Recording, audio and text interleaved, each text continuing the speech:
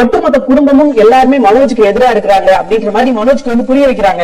மனோஜ் கிட்ட அப்படி காயின் பண்ணா மனோஜ் என்ன நினைப்பாரு, இந்த குடும்பம் எல்லாமே தமக்கு எதிராக நிக்குது, சோ அதனால இந்த குடும்பம் நமக்கு வேண்டாம் அப்படின்னு சொல்லி உதவி தள்ளிடுவாரு. அப்படி உதவி தள்ளிட்டு ரோகிணி கூட வரணும் அப்படின்றதுதான் ரோகிணியோட எண்ணம். அதுக்காக தான் இப்ப புதுசா ஒரு விஷயம் பண்றாங்க. என்ன பண்றாங்க அப்படின்னா, இந்த குடும்பத்துல யாருக்குமே நீ முன்னேறதுல விருப்பமே கிடையாது, எல்லாரும் சும்மா என்னோட பையன் சொல்லிக்கிறாங்க, பட் உண்மையிலே யாருக்குமே அந்த குணம் கிடையாது அப்படின்ற மாதிரி ரோகிணி சொல்றாங்க. ரோகிணி சொல்றது மட்டும் இல்லாம நம்ம போய் அத்தைகிட்ட கேட்போம், அத்தைகிட்ட இந்த வீடே அவங்க பேர்ல இருக்கட்டும் அப்படின்னு சொல்லி கேட்போம், அப்படி கேட்டாவது அவங்க பணத்தை தருவாங்க அப்படின்னு சொல்லி பாக்கலாம் மனோஜ். அப்படி அவங்க கொடுக்கல அப்படின்னா நீ என்ன முடிவு எடுக்க போற, இந்த வீடு நம்ம கையை விட்டு போக கூடாது அப்படின்னு சொல்ற, ஆனா இருந்தாலும் உங்களுக்கு உதவி செய்யறதுக்கு யாருமே இல்ல அப்படின்றது வேதனையான விஷயம் தான் மனோஜ். இப்ப நம்ம என்ன பண்ணலாம், ஆன்டிட்ட போய் பேசி பார்க்கலாம், மத்த யாருக்கிட்டையும் பேச வேண்டாம், ஆன்டி வீடு தானே, ஆன்டி சொன்னாங்கன்னா நிச்சயமா இது நடக்கிறதுக்கான வாய்ப்பு இருக்குது அப்படின்னு சொல்லி ரோகிணி மனோஜை தூண்டி விடுறாங்க.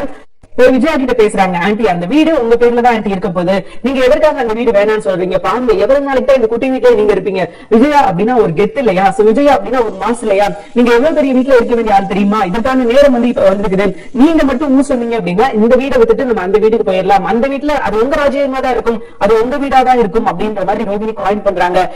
ரோகிணியை பொறுத்த வரைக்கும் விஜயா வச்சு அவங்களுக்கு எந்த பிரச்சனையும் கிடையாது. ஏன்னா விஜயாவுக்கு பணத்தை தூக்கி இருந்தா அவங்க பாட்டுக்கு அமைதியா இருந்துருவாங்க அப்படின்றது ரோகிணிக்கு நல்லா தெரியும். ரோகிணியை பொறுத்த வரைக்கும் பிரச்சனை அப்படின்னு பாத்தீங்கன்னா முத்து மீனா தான். ரவி சுருதியை வந்து அவங்க கணக்குல எடுத்துக்கிடல. ஏன் அப்படின்னா முத்து மீனா இவங்க 2 பேரும் தான் ரோகிணியோட குழந்தைய கிருஷ்ண தத்தெடுக்கணும் அப்படின்னு சொல்லி சுத்திக்கிட்டு இருக்காங்க அப்படின்றதுனால இவங்களுக்கு யாரு கூட பிரச்சனை அப்படின்னா அது நம்ம முத்து மீனா கூட மட்டும்தான் பிரச்சனை. சோ அவங்க 2 பேர்த்த வீட்டை விட்டு துரத்துறதுக்காக தான் இவ்வளவு ஏற்பாடுகள் பண்ணிக்கிட்டு இருக்காங்க. இப்போ நம்ம விஜயாவுக்கு வந்து 2 ஆப்ஷன் கொடுக்குறாங்க. இந்த வீட்டுல இருக்கன்னா கூட இருங்க, ஒன்னும் பிரச்சனை கிடையாது, இது உங்க வீடாக இருந்துட்டு போட்டோம், ஆனா அந்த வீடு மனோஜால வாங்க முடியாம போயிருமாண்டி அப்படின்ற மாதிரி சென்டிமெண்ட் அட்டாக் பண்றாங்க. அந்த வீடு வந்து மனோஜுக்கு சொந்தமான வீடு, 30 லட்சம் ரூபாய் அட்வான்ஸ் எல்லாம் கொடுத்துருவாரு, 2 லட்சம் ரூபாய் வந்து லோன் வந்து கொடுத்துருவாரு, ஆனா இன்னும் 70 லட்சம் ரூபாய் கொடுத்தா மட்டும்தான் அந்த வீடு சொந்த வீடா மாறும் அப்படின்ற மாதிரி கொஞ்சம் கொஞ்சமா பிரைன் வாஷ் பண்றாங்க. ஏன் அப்படின்னா மனோஜுக்காக விஜயா வந்து என்ன வேணா செய்வாங்க அப்படின்றது ரோகிணிக்கும் மனோஜுக்கும் நல்லாவே தெரியும். அதனாலதான் இவங்க போய் விஜயாவை அப்ரோச் பண்றாங்க. ஏன்னா விஜயா வந்து எப்படியாவது ஈஸியா ஏமாத்திடலாம். விஜயா வந்து பெருசா எந்த கேள்வியும் கேட்க மாட்டாங்க. விஜயா பொறுத்த வரைக்கும் அவங்க சந்தோஷமா இருக்கணும், அவங்களுக்கு கையில வந்து பணம் இருக்கட்டும், வீடு இருக்கணும், வாசல் இருக்கட்டும், பெரிய பணக்காரியா வாழணும் அப்படின்றதுதான் அவங்களோட ஆசைன்றதுனால அவங்க கிட்ட போய் இப்படி ஒரு விஷயத்த சொன்னா நிச்சயமா வந்து அவங்க ஓகே தான் சொல்லுவாங்க. ரைட்டுமா, எனக்கு எந்த பிரச்சனையும் கிடையாது, எனக்கு சந்தோஷம் தான் அப்படின்னு சொல்லுவாங்க அப்படின்றது இவங்க எல்லாருக்குமே நல்லா தெரியும். அதனாலதான் இவங்க 2 பேரும் போய் நம்ம விஜயாவை அப்ரோச் பண்றாங்க. விஜயா வந்து நான் யோசிச்சு சொல்றேன் அப்படின்னு சொல்லிட்டாங்க. இல்லப்பா நான் யோசிச்சு சொல்றேன், இது என் சம்பந்தப்பட்ட முடிவு மட்டும் கிடையாது, முத்து, ரவி, அப்புறம் அண்ணாமலை இவங்க எல்லாரும் சம்பந்தப்பட்ட முடிவு அப்படின்றதுனால எனக்கு கொஞ்சம் டைம் கொடு, நான் யோசிச்சு இந்த விஷயத்தினால சொல்றேன், ஏன்னா எடுத்த கௌதம் அப்படின்றது இந்த விஷயத்துல சொல்லிட முடியாதுப்பா அப்படின்ற மாதிரி அவங்க சொல்றாங்க. சோ அவங்க சொல்றதும் சரின்னு தான் பாடுது. ஏன் அப்படின்னா அவங்க வந்து எடுத்த கௌதம் அப்படின்னு சொல்லி ஏற்கனவே ஒரு முறை மனோஜுக்கு வந்து அந்த வீட்டை அடமான வச்சு காசு வாங்கி கொடுத்தாங்க. அந்த காசு மனோஜ் என்ன பண்றாரு அப்படின்றது எல்லாருக்குமே நல்லா தெரியும். மறுபடியும் இதே ஒரு சிச்சுவேஷன் வந்துருச்சு அப்படின்னா விஜயாவால தப்பிக்க முடியாது. ஏன்னா அண்ணாமலை வந்து ஏற்கனவே கோபமா இருக்காரு விஜயா மேல. இப்ப மேலும் வந்து மனோஜை ஊக்குவிக்கிற விதமா இவங்க பண்ண விஷயங்கள் வந்து கண்டிப்பா அவருக்கு எரிச்சலை ஏற்படுத்தும். இதுக்கப்புறம் உனக்கு எனக்கு எந்த சம்பந்தம் இல்லை அப்படின்னு சொல்லிட்டு கிளம்பினாலும் ஆச்சரியப்படுறது கிடையாது.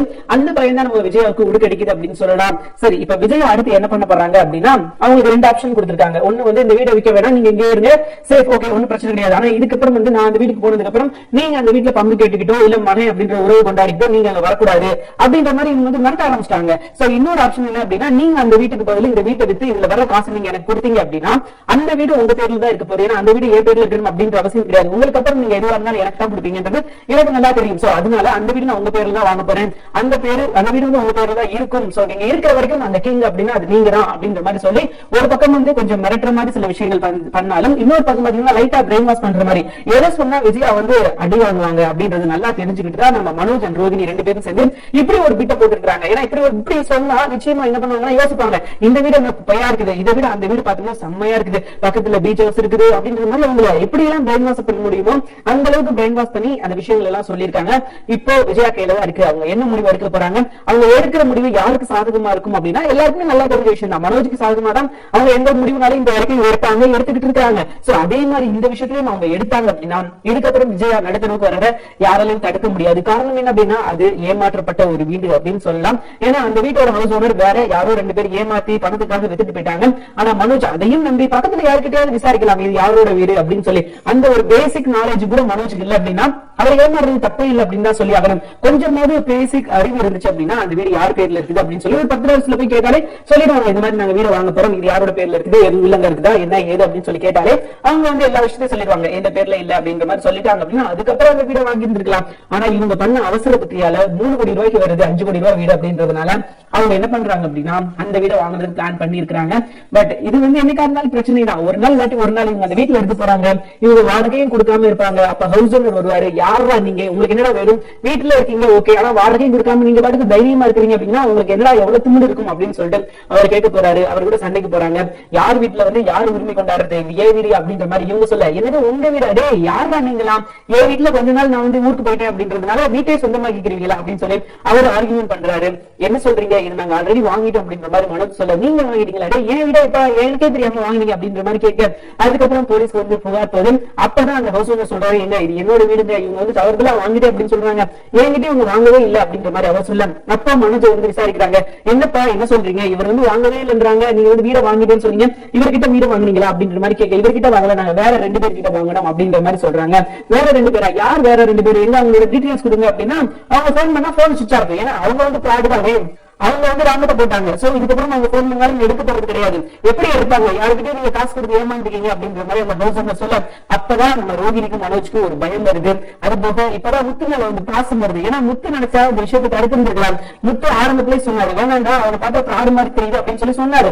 முத்து சொன்னதெல்லாம் ஒரு பக்கம் இருக்கட்டும், மீனா சொன்னாங்க. மீனா என்ன சொன்னாங்க அப்படின்னா, எங்க நீங்க வந்து படம் கொடுக்க போறீங்க எல்லாம் ஓகே தான், ஆனா நீங்க போகும்போது குடத்தை கட்டி விட்டு போயிருக்கீங்க, நரகோட தண்ணி, அது வந்து கொஞ்சம் அவஸ்தை குண மாதிரி தெரியுது, எதுவா இருந்தாலும் பார்த்து செய்யுங்க, அந்த டிசிஷன் எடுங்க அப்படின்ற மாதிரி கோயில்ல வச்சே சொன்னாங்க. அப்பயும் வந்து உங்களுக்கு பொறாமை மீனா, நாங்க வீடு வாங்குறதுல உங்களுக்கு பிடிக்கல அப்படின்ற மாதிரி சொன்னாங்க. சோ அப்பயாவது மீனா சொல்றதை கேட்டு இருந்திருக்கலாம். முத்து வந்து ஒரு எக்ஸாம்பிளோட சொன்னாரு, என்னடா ஹவுஸ் ஓனர்னு சொல்ற வாடகை கார்ல போயிட்டு இருக்கான், இது ஏதோ பிராடு மாதிரி தெரியுது அப்படின்ற மாதிரி சொன்னாரு. அப்பயாவது கேட்டு இருந்திருக்கலாம். ஆனா எதையுமே கேட்காத மனோஜ் கடைசியில வந்து எங்க வந்து நிக்கிறாரு அப்படின்னா, மறுபடியும் போலீஸ் ஸ்டேஷனுக்கு தான் போகணும், ஏன்னா வேலை கிடையாது, ஏமாந்துட்டாங்க இல்லையா, இதுக்கப்புறம் போன் பண்ணாலும் எடுக்க போறது கிடையாது.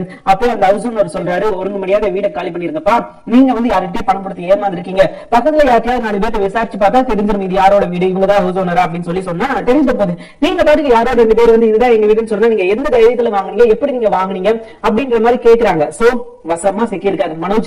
இதுக்கப்புறம் ஏற்கனவே ஒரு முறை 27 லட்சம் ரூபாய் ஏமாத்தினாரு, இன்னைக்கு அதை விட ஒரு கூட 3 லட்சம் ரூபாய் வாங்கியிருக்காரு. என்ன நடக்க போகுது, ஏன்னா இவர் வந்து அடிக்கல் நாட்டி பணம் ஏமாந்துகிட்டு இருக்காரு அப்படின்றது கண்டிப்பா வீட்டுல உள்ள எல்லாருக்குமே தெரியும். மனோஜ் ஒரு ஏமாத்துக்காளி அப்படின்னு சொல்லிட்டு இவர் ஏமாறாரோ இல்லையோ, இவரெல்லாம் வீராப்பு ஏமாத்துறது எல்லாம் குடும்பத்துக்குள்ள மட்டும்தான் இவரால செய்ய முடியும். ஆனா வெளியே இவருக்கு கிராமத்தை போட்டு போயிருவாங்க. இப்போ இந்த விஷயம் தெரிய வந்துச்சு அப்படின்னா வீட்டுல வந்து காரி மூஞ்சில மனோஜ் மூஞ்சில துப்பிடுவாங்க. ஆரம்பத்துல மீனா சொன்னாங்க, நான் உங்களுக்கு அப்பவே சொன்னேன் இல்லங்க, இது வந்து தப்பா இருக்குது வாங்காதீங்க அப்படின்னு சொல்லி சொன்னேன், நீங்க கேட்டீங்களா அப்படின்ற மாதிரி மீனா சொல்லுவாங்க. முத்து கேட்பாரு, என்ன மீனா என்ன சொல்ற, நீ ஆரம்பத்துல இந்த வீட்டை வாங்க வேணா நீ உங்ககிட்ட சொன்னியா அப்படின்ற மாதிரி கேட்க, ஆமாங்க நான் ஆரம்பத்துல சொன்னேன், இவங்க கோயில்ல வச்சுதான் பணம் கொடுக்க வந்தாங்க, அப்ப இந்த மாதிரி ஒரு சம்பவம் நடந்தது, எங்க அம்மா சொன்னாங்க இப்படி சம்பவம் நடந்தா அவஸ்தைப்படும், இந்த விஷயம் என்ன விஷயம் பண்ண போறாங்களோ அதை வந்து ஸ்டாப் பண்ண சொல்லுங்க அப்படின்ற மாதிரி சொன்னாங்க. ஒரு 2-3 நாள் கழிச்சு கூட கொடுக்கல அப்படின்னு சொன்னாங்க. நான் அதான் போய் உங்ககிட்ட சொன்னேன், என் மனசு உறுத்தலா இருந்தது, 1000 தான் இருந்தாலும் நீங்க நம்ம ஒரே வீட்டுல இருக்கிறோம், எல்லாரும் நம்ம ரிலேட்டிவ் அப்படின்றதுனாலதான் நான் உங்ககிட்ட வந்து சொன்னேன், இந்த விஷயத்தை நீங்க ஆர்டர் போட்டு செய்யுங்க அப்படின்னு சொன்னேன். ஆனா இவங்க உடனே செஞ்சாங்க, நான் பராமப்படுறேன் அப்படின்னு சொன்னாங்க அப்படின்னு மீனா வந்து முத்து கிட்ட நடந்த விஷயத்த சொல்ல, முத்து வந்து அதை சிரிக்க ஆரம்பிச்சிட்டாரு. அப்பவே என் முன்னாடி சொல்லியிருக்கா, ஏதோ பாவம், ஏன்னா நீங்க எல்லாமே அவளுக்கு கெடுதல் தான் பண்ணிருக்கீங்க, நீங்க எல்லா கெடுதலும் பண்ணாலும் அவ உங்களுக்காக இந்த விஷயத்துல நீங்க இறங்காதீங்க அப்படின்னு சொல்லியிருக்கா அப்படின்னா நீங்க யோசிச்சிருக்கணுமா இல்லையா அப்படின்ற மாதிரி நம்ம முத்து கேட்கிறாரு. சோ இப்ப மூஞ்ச கொண்டு போய் எங்க வச்சுக்கிறாங்கன்னு தெரியல. இந்த இடத்துல மனோஜ் வந்து நேக்கா ரோனியை கோர்த்துட்டாரு. ரோனி அப்பவே சொன்னேன், மீனா வந்து இந்த விஷயங்கள்லாம் தெரிஞ்சவா, அதோ ஏதோ சொல்றா, அதுல வந்து ஒரு சரியா எனக்கு தோணுது, நான் சொன்னேன், நீ கேட்டியா, மீனா பொறாமப்படுறாங்க என்ன சொன்னியா அப்படின்ற மாதிரி சொல்ல, ரோகிணி மீனா பொறாமப்படுறாங்க அப்படின்ற விஷயத்த சொல்லியிருக்காங்க அப்படின்றது அங்க உள்ள எல்லாருக்கும் ஷாக்கிங்கா இருக்குது. ஏன்னா மீனா எதுக்காக பொறாமப்படணும், இவங்க வீடு வாங்கினாங்கன்னா அவங்களுக்கு நல்லது, இவங்க வீடு வாங்கி தனியா போயிட்டாங்க அப்படின்னா மேல ரூம் காலியாகும், அந்த ரூம் இவங்க எடுத்துக்கலாம் அப்படின்றதுதான் இவங்களோட எண்ணமா இருந்தது. இப்ப வரைக்கும் அவங்க அதை பத்தி தான் யோசிச்சுட்டு இருக்காங்க. அவங்க 2 பேரும் வீடு வாங்கி தனியா போயிட்டாங்கன்னா நமக்கு ஹாப்பி தான், ஏன்னா நமக்கு வந்து எந்த பிரச்சனையும் கிடையாது, நம்ம வந்து என்ன பண்ணிடலாம், அவங்க ரூம் நம்ம எடுத்துக்கலாம், ஓ சோ செம்ம ஜாலி அப்படின்ற மாதிரி இவங்க பிளான் போட்டிருந்தாங்க. அதுக்கப்புறம் இவங்களுக்கு வந்து சேர்த்து வச்ச பணம் எல்லாம் மிச்சம் தானே, அந்த வீடு கட்டணும் அப்படின்றதுக்காக சேவிங்ஸ்ல வச்சிருந்தாங்க, அது எல்லாம் ஒரு சேவிங்ஸ் தான். சோ அதனால இவங்களுக்கு நல்ல விஷயம் நடக்கும் அப்படின்னு சொல்லி பிளான் பண்ணிக்கிட்டு இருந்தாங்க. ஆனா இவங்க எதிர்பாராத விதமா எந்த ஒரு நல்ல விஷயமும் அவங்க வாழ்க்கையில நடக்கல அப்படின்னு தான் சொல்லலாம். ஏன்னா அந்த வீடை ஏமாந்துட்டு திருப்பி இந்த வீட்டுல வந்து தஞ்சம் கொடுத்துட்டாங்க, எங்களுக்கு கொஞ்சம் இடம் கொடுங்களாடே, நாங்களும் இந்த வீட்டுக்குள்ள வரோண்டா அப்படின்னு சொல்லிட்டு வந்து நிக்கிறாங்க. இப்ப முடிவு வந்து அண்ணாமலை கையில தான் இருக்குது. இந்த வீட்டுல நீங்க ஹால்ல இருக்கா இருந்துக்கோங்க, இல்ல அப்படின்னா நீங்க பெட்ரூமே கிடையாது உங்களுக்கு, நீங்க 2 பேரும் வீடு வாங்கி தனியா போகலாம் அப்படின்ற அளவுக்கு நீங்க பிளான் பண்ணீங்க. ஒருவேளை நீங்க வீடு வாங்கி தனியா போயிருந்தீங்க அப்படின்னா அந்த ரூம் யாருக்கு போயிருக்கும், முத்து மீனாவுக்கு போயிருக்கும். சோ இதுக்கப்புறம் அந்த ரூம் முத்து மீனாவுக்கு தான், உங்க 2 பேருக்கு வீடு கிடையாது, ரூம் கிடையாது, நீங்க ஹால்ல படுக்கணும். ஏன்னா இவ்வளவு நாள் அவங்க 2 பேரும் ஹால்ல படுத்திருந்தாங்க இல்லையா, நீங்க ஹால்ல இருக்கணும் அப்படின்னா இருங்க, இல்ல அப்படின்னா நீங்க வேற எங்கேயாவது வீடு பார்த்தோ இல்ல வாடகை வீடு பார்த்தோ நீங்க போய்க்கோங்க அப்படின்ற மாதிரி அண்ணாமலை ரொம்ப ஸ்ட்ராங்கா சொல்றாரு. மனோஜுக்கு அப்பதான் வந்து வைத்தறிச்சலா இருக்குது, என்னடா அது நம்ம பண்ண தப்பு இவ்வளவு பெரிய பாதிப்பை ஏற்படுத்தும் அப்படின்றது அவருக்கு தெரியல. சோ இதே நேரம் தான் ஜீவாவும் இங்க இறங்கிருக்காங்க. சோ ஜீவா வந்து இறங்கிருக்காங்க அப்படின்னா நிச்சயமா பிரச்சனையும் கூட சேர்ந்து இறங்கிருக்கும் அப்படின்றதுல எந்த ஒரு மாற்று கருத்துமே கிடையாது. ஜீவா கிட்ட ஒரு பயங்கரமான ஒரு ரகசியம் இருக்குது, பயங்கரமான ஒரு உண்மை இருக்குது. அந்த உண்மை மட்டும் வெளியே வந்துச்சு அப்படின்னா மனோஜோட ஆட்டம் டோட்டலா காலியாயிரும். ஏன்னா இப்ப மனோஜ் வந்து ஏமாத்துக்காரன் அப்படின்னு சொல்லும் போது அவர் வந்து வாய் தவிர யாரை ஏமாத்துட்டாரு ஏமாறுறேன் அப்படின்னு சொல்றீங்க, நானா ஏமாறல, நான் அந்த 27 லட்சம் ரூபாய் எப்பயோ வாங்கிட்டேன் தெரியுமா, உங்களுக்கு தான் தெரியாது அப்படின்ற மாதிரி சொல்றாரு. என்னடா சொல்ற, நீ வந்து 27 லட்சம் ரூபாய் நீ வாங்குறீங்க அப்படின்ற மாதிரி கேட்கும்போது மேபி வாய் தவிர உண்மையை சொன்னார் அப்படின்னா, ஆமா அந்த 27 லட்சம் ரூபாய் நான் அப்பவே நான் பிடிங்கிட்டேன், அதுலதான் இந்த பிசினஸே ஸ்டார்ட் பண்ணேன் அப்படின்ற மாதிரி சொல்ல, அப்பதான் முத்துவுக்கு வந்து தெரிய வருது, ஓகே இவன் தான் அந்த பிராடா, அதாவது நம்ம ஜீவா சொன்ன பிராடு இவன் தானா அப்படின்ற மாதிரி அவங்க கெஸ் பண்ணிக்கிறாரு முத்து. அப்போ இவங்களுக்கும் அவங்களுக்கு தான் சம்பந்தம் இருக்குது அப்படின்றத முத்து புரிஞ்சுக்கிறாரு. சோ பஞ்சாயத்து ஸ்டார்ட் அப்படின்னு சொல்லலாம். அது ஒரு விஷயம். அதாவது இன்னொரு விஷயம் நடந்துச்சு எப்படி நடக்கும் அப்படின்னா, ஜீவாவே சொல்லிடுவாங்க இவங்க 2 பேர் தான் அந்த பிராட் அப்படின்னு சொல்லி அவங்க சொல்றதுக்கு வாய்ப்பு இருக்குது. ஏன்னா அவங்களும் வந்து அந்த ரெஜிஸ்ட்ரேஷன் போன முறையே வந்திருக்கணும், பண்ணிருக்கணும், ஆனா அது கொஞ்சம் மிஸ் ஆயிடுச்சு, இவங்க பணத்தை பிடிக்கிட்டாங்க அப்படின்றதுனால பண்ண முடியாம போயிருச்சு. சோ மனோஜ் கிட்ட வாங்கின 30 லட்சம் ரூபாய் வச்சு அங்க அவங்க பிசினஸ் ஸ்டார்ட் பண்ணி அவங்க பிசினஸ் நல்லா போக லைசன்ஸ் வாங்க, அதாவது இங்க ஒரு பிரான்ச் ஓபன் பண்றதுக்காக இங்க வந்து ரெஜிஸ்ட்ரேஷனுக்காக வந்திருக்காங்க. அந்த 27 லட்சம் ரூபாய் வாங்கி மனோஜ் இன்னும் நாசமா தான் போயிருக்காரு தவிர, ஏன்னா இவங்களோட அடுத்த பிளான் என்ன அப்படின்னு பாத்தீங்கன்னா, சந்தோஷி சார்ட்ட கேட்கலாம் அப்படின்றது அடுத்த பிளான். நமக்கு யாருமே உதவி செய்ய இருக்காரு அப்படின்னு சொல்லி யோசிக்கும் போதுதான் சந்தோஷி சார் இருக்காருல, நம்ம அவர்கிட்ட கேட்போம், அவர் நிச்சயமா நமக்கு உதவி பண்ணுவார் அப்படின்ற மாதிரி ஒரு கணக்கு போட்டுருக்காங்க. ஐயோ அவர் ஏன் உங்களுக்கு உதவி பண்ணணும் அப்படின்றத நம்மளோட ஒரு எண்ணமா இருக்குது. இவங்களை பொறுத்த வரைக்கும் ஒரே ஒரு விஷயம் தான், என்ன அப்படின்னு பாத்தீங்கன்னா, அவங்க வந்து நமக்கு உதவி பண்ணாங்கன்னா ரொம்பவே நல்லா இருக்கும், நம்ம வேற லெவலுக்கு போயிடலாம், நம்ம அடுத்த கட்டத்துக்கு போயிடலாம் அப்படின்றதான் இவங்களோட எண்ணமா இருக்குது. சோ நிச்சயமா இது எல்லாத்துக்கும் ஒரு முற்றுப்புள்ளி வைக்கணும் அப்படின்றதா நம்மளோட ஆசை. கண்டிப்பா இவங்க நினைக்கிற விஷயங்கள் எதுவுமே நடக்க போறது கிடையாது அப்படின்றதுல எந்த ஒரு மாற்று கருத்தும் கிடையாது. ஏன்னா ரோகிணி வந்து ஒரு நல்ல விஷயத்துக்காக இதை பண்ணல. அவங்களை பொறுத்த வரைக்கும் சுயநலம் முழுக்க சுயநலம். ரோகிணியை பொறுத்த வரைக்கும் சுயநலம் மட்டும்தான் ரீசனை தவிர அதை தாண்டி ஒரு விஷயம் கூட இல்லை அப்படின்னு தான் சொல்லி ஆகணும். ஏன்னா இவங்க என்னென்ன பிளான் போட்டிருக்காங்க, என்னென்ன விஷயங்கள் பண்றாங்க அப்படின்னா, மனோஜை வந்து தனியா கூட்டிட்டு போயிட்டோம் அப்படின்னா நமக்கு எந்த பாதிப்பும் கிடையாது. மனோஜ் தனியா வந்துட்டோம் அப்படின்னா நம்ம வந்து சந்தோஷமா இருக்கலாம், ஹாப்பியா இருக்கலாம், நம்மளோட வாழ்க்கையில வந்து பிரச்சனை அப்படின்ற ஒரு விஷயமே இருக்காது. நம்ம வந்து நம்ம உண்டு நம்ம குடும்பம் உண்டு அப்படின்னு சொல்லி பார்க்கலாம். அடுத்த கொஞ்ச நாள் நம்ம கிருஷ்ண தத்தெடுக்கலாம் அப்படின்னு சொல்லி இவங்க ஒரு டிராமா போட்டு கிருஷ்ண தத்தெடுக்கிற மாதிரி தத்தெடுத்து கிருஷ்ணகிரி கூட வச்சுக்கலாம் அப்படின்றதுதான் இவங்களோட பிளான். சோ அந்த பிளான் மட்டும் சரியா நடந்துச்சு அப்படின்னா ரோஹிணி எந்த விஷயத்திலயும் சிக்காம அழகா தப்பிச்சிருவாங்க. ஆனா இப்ப எல்லாமே வந்து ஜீவாவோட கையில தான் இருக்குது. ஜீவா வந்து அந்த உண்மையை சொன்னாங்க அப்படின்னா மனோஜ் ரோஹிணி பத்தின விஷயங்கள் வந்து வெளியே வந்துடும். ஏன்னா இவங்க 2 பேரும் எவ்வளவு பெரிய பிராடு, எவ்வளவு பித்தலாட்டம் பண்ணிக்கிட்டு இருக்காங்க அப்படின்ற முத கொண்டு எல்லா விஷயமும் வெளியே வந்துச்சுனாதான் கதை வந்து நல்லா இருக்கும்.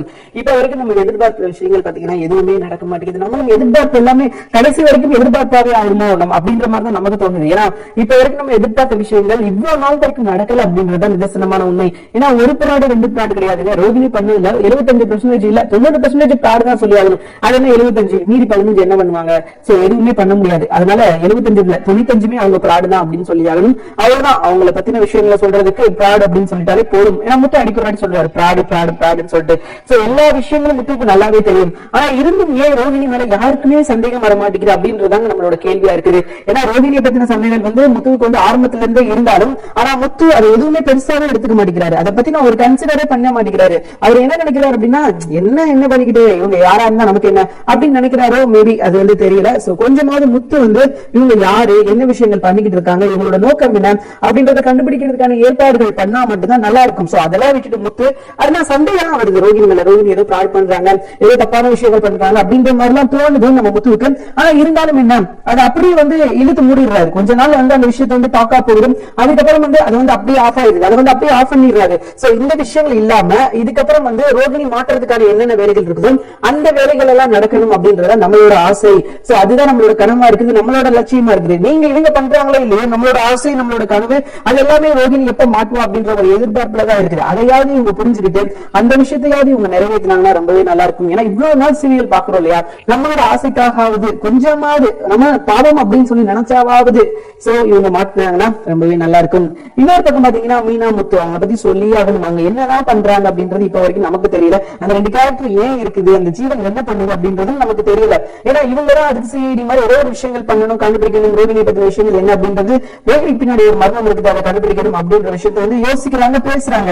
ஆனா இன்னைக்கு எபிசோட்ல பேசுறதோட சரி, அடுத்த எபிசோட்ல பாத்தீங்கன்னா அதை பத்தின டாக்கே இருக்காது, அதை பத்தின ஒரு வார்த்தை கூட வராது. சோ அடுத்து இவங்க பாட்டுக்கு இவங்க வேலையை பார்ப்பாங்க, அவங்க பாட்டுக்கு அவங்க வேலையை பார்ப்பாங்க, ஆளாளுக்கு அவங்க வேலையை பார்த்துக்கிட்டு இருப்பாங்க. ஆனா மத்தபடி டாக்கிங் அப்படின்னு பாத்தீங்கன்னா ஒண்ணுமே இருக்காது. அதுதான் நமக்கு இங்க பிரச்சனை. சோ அததான் நம்ம வந்து எதிர்க்கிறோம். கொஞ்சமாவது மாத்துங்கப்பா, இவங்க மாற்றுற மாதிரி 4-5 சீனாவது வைங்கப்பா, எங்க ஆறுதலுக்காவது வைங்கப்பா, நாங்களும் எதிர்பார்க்கிறோம் இல்லையா, நாங்களும் மனுஷர்கள் தாரு, எங்களுக்கும் சில ஆசை பாசை தான் இருக்கும் இல்லையா, சோ அதையாவது நம்ம காட்டுங்கப்பா அப்படின்னு சொல்லி நம்ம எதிர்பார்த்துக்கிட்டு இருக்கோம். தயவு செஞ்சு நீங்க அந்த மாதிரி எதுவும் எதிர்பார்க்கிறாங்க இப்போதைக்கு நடக்கிறதுக்கான வாய்ப்பே கிடையாது. நாங்க நடத்தி வைக்க மாட்டோம். நீங்க ஆசைப்படுறதுல உங்களோட உரிமை, உங்களோட கடமை. பட் நாங்க அதை நிறைவேற்றணும் அப்படின்றது சொல்றதுக்கு ஒரு ஆப்ஷன் கிடையாது.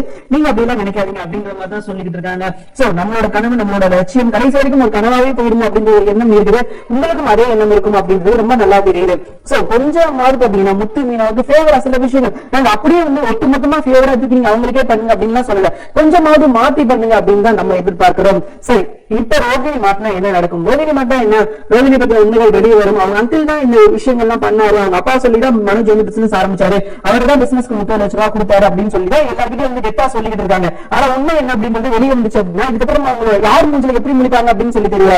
ஏன்னா எல்லாரும் என்ன நம்பிக்கிட்டு இருக்காங்க அப்படின்னா ஒருவேளை உண்மையா இருக்குமோ, ஒருவேளை உண்மையா இருக்குமோ அப்படின்னு தான் நம்பிக்கிட்டு இருக்காங்க. அவங்க அப்பா கொடுத்திருப்பாரோ இல்ல அவங்க தாத்தா கொடுத்திருப்பாரோ அப்படின்ற மாதிரி அவங்க நினைச்சுக்கிட்டு இருக்காங்க. ஆனா அது கிடையவே கிடையாது. இது எல்லாமே போய் இது ஒரு பிராடு. இந்த பணம் யாரோட பணம்? அண்ணாமலையோட பணம். இது வந்து அண்ணாமலைக்கு சேர வேண்டிய பணம். அந்த பணத்துல நீ பிசினஸ் ஆரம்பிச்சிருக்கான் அப்படின்ற விஷயம் தெரிய வந்தா இந்த வீட்டுல நிச்சயமா இருக்க முடியாது. ஏன்னா ஒரு ஏமாத்து 2 ஏமாத்து கிடையாதுல்ல. மனோஜ் பண்ணது முக்காவாசி இந்த விஷயத்துல ஏமாத்து. சோ அப்பதான் இந்த பிரச்சனை வரும். ஏன்னா உனக்கு அறிவிற்கு அறிவில்லையா? நீ வந்து இவ்வளவு விஷயத்த ஏமாந்துருக்க. ஏற்கனவே ஒரு 27 லட்சம் ரூபாய் ஏமாந்துருக்க, இப்போ ஒரு 37 லட்சம் ரூபாய் ஏமாந்துருக்க. அதுக்கெல்லாம் வெக்கமாவே இல்லையாடா அப்படின்ற மாதிரி கேட்கும் போதுதான் மனோஜ் உளருவாரு. என்ன உளருவார் அப்படின்னா, யாரை பத்தி ஏமாந்துருக்கீங்க? நானா ஏமாறல, ஆல்ரெடி நான் அந்த 27 லட்சம் ரூபாய் நான் வாங்கிதான் நான் இந்த பிசினஸ் ஸ்டார்ட் பண்ணேன் அப்படின்ற மாதிரி சொல்ல அண்ணாமலைக்கு இன்னும் கோபம் அதிகமா ஆயிடுச்சு. ஏன்னா நீ வாங்கின வரைக்கும் ஓகே, வாங்கிட்டு அந்த காசை மறைச்ச பத்தியா, அதுதான்டா இதுதான்டா நீ அப்படிங்கிற மாதிரி மனோஜை வந்து குத்தி காட்டுறாரு. அவர் மட்டும் கிடையாது, முத்தும் காரித்து போறாரு. என்ன அவனுக்கு கொஞ்சமாவது வெக்கமான சொல்லி சொன்னேன், ஏதாவது கொஞ்சோடியாவது இருக்கிறதா இருந்தா இந்த விஷயத்த பண்ணிருக்காரா? நம்ம அப்பா பாவம், அவர்கிட்ட சொல்ல வேண்டாமா இவ்வளவு பெரிய விஷயம் பண்ணிருக்க, அந்த காசை நீ திருப்பியும் வாங்கியிருக்கு, அதை ஏன் நீ அப்பா கிட்ட இருந்து மறைச்ச? உனக்கு கொஞ்சம் கூட வெக்கமானம் சூடு சொல்றது எதுவுமே கிடையாதாரா அப்படின்ற மாதிரி அவரும் காரி துப்புறாரு. வீட்டுல உள்ள எல்லாருமே காரி துப்புனாலும் நான் துப்புனா தொடச்சுக்கிறேன், இதை பத்தி நீங்க என்ன நினைச்சுக்கிட்டு இருக்கீங்க? நான் எதுக்குமே பார்க்க மாட்டேன், யாரு வேணா என்ன கூட்டிட்டு போங்க, அதை பத்தி அதை பத்தி நீ கவலையே கிடையாது. யார் இதை விட நான் பெரிய பெரிய அசிங்கத்தெல்லாம் பாத்துட்டேன், பெரிய பெரிய கேவலத்தெல்லாம் பாத்துட்டேன், இதெல்லாம் என்ன விஷயம் அப்படின்ற மாதிரி விருதுதான் போவாரு. ஆனா அண்ணாமலை இப்ப கொடுக்கப்படுற தண்டனை வந்து சரியான தண்டனையா இருக்கும் பட்சத்தில் நிச்சயமா மனோஜுக்கு இன்னொரு முறை தப்பு செய்யணும் அப்படின்ற எண்ணமே தோணாத அளவுக்கு அவர் வந்து செஞ்சு விடணும் அப்படின்றத நம்மளோட ஆசை. ஏன்னா இவர் நாளுக்கு நாள் இவரோட அட்டகாசம் வந்து தாங்க முடியல அப்படின்னு தான் சொல்லியாகணும். பிராடு, பித்தலாட்டம், பொய் சொல்றது, களவாடுறது, ஏன்னா அதையும் செஞ்சுட்டாரு. மீனா கிட்ட இருந்து செயின் எல்லாம் எடுத்து களவாண்டு அதே அடகு வச்சு அதையும் ஒரு பெரிய பஞ்சாயத்தை போச்சு. சோ எல்லா பஞ்சாயத்துலையும் தப்பிச்சுக்கிட்டே இருக்காரு மனோஜ். இதுதான் நமக்கு எரிச்சல் ஏற்படுத்துது. ஏங்க எல்லா தப்பும் பண்றாங்க, நீங்க ஏதாவது ஒரு சின்ன விஷயம் பண்ணிட்டா போதும் அவளை முதல் வீட்டை விட்டு வெளியே போக சொல்லு அப்படின்னு சொல்லி ஒட்டு